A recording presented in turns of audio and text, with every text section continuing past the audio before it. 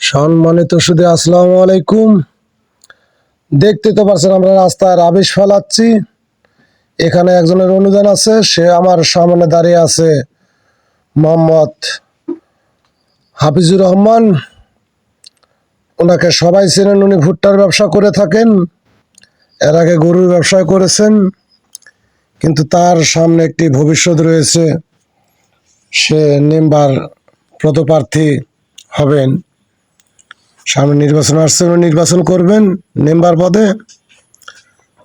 ভাই দেখতে তো পারছেন, মেম্বার হওয়ার আগে যেই ব্যক্তি নিজের পকেটের টাকা দিয়ে রাস্তা করে, এরকম ব্যক্তি কে আছে?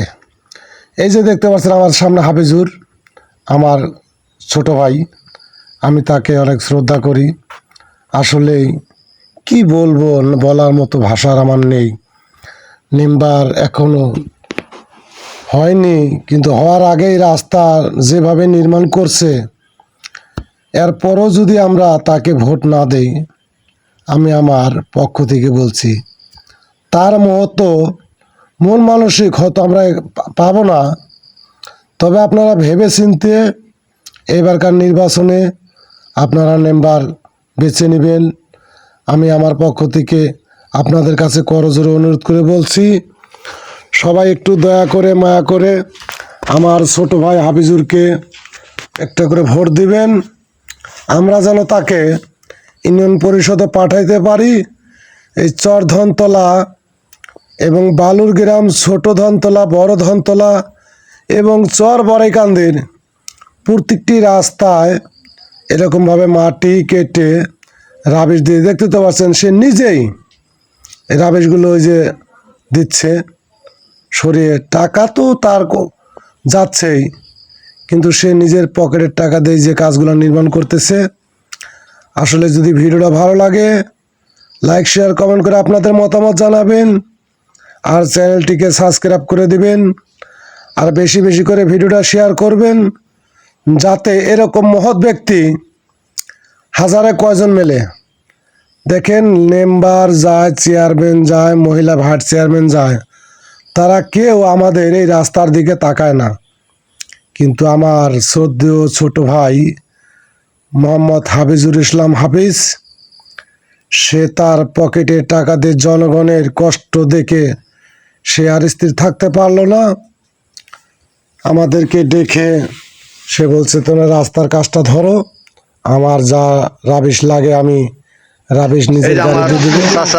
আমার সাথে আছে, দেখতে তো পাচ্ছেন, এই যে মীর আলম চাচা, পিতা মরহুম সাহেব আলী মুন্সি, আর সুযোগ্য সন্তান মোহাম্মদ মেহের আলম, আমার চাচা, উনিও রাস্তায় কাজ করতেছেন। এইভাবে গ্রামবাসী আমরা সবাই মিলে রাস্তার কাজটা করতেছি। দেখতে তো পাচ্ছি আমরা রাস্তায় রাবিশ টলি, আমরা টলি গাড়ি যাকে বলি, সেই টলি দিয়ে মনে করেন এনে এনে আমরা রাস্তায় ফালিয়ে দিচ্ছি। সেটা তাই না, কিন্তু এই লোকগুলো খাওয়ার আয়োজন করা হয়েছে, আমি আপনাদেরকে দেখাবো, আপনারা ধৈর্য ধরুন। কে কোথা থেকে ভিডিওটা দেখছেন, ভিডিওটা ধাক্কা না দিয়ে মনোযোগ দিয়ে দেখুন।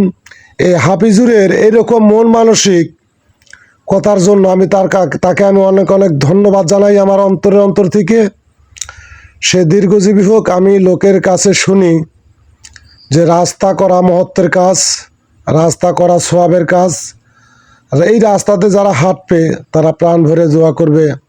আমি দোয়া করি হাফিজুর ভাইয়ের জন্য, আল্লাহ পাক যেন তাকে সুস্থ দান করেন।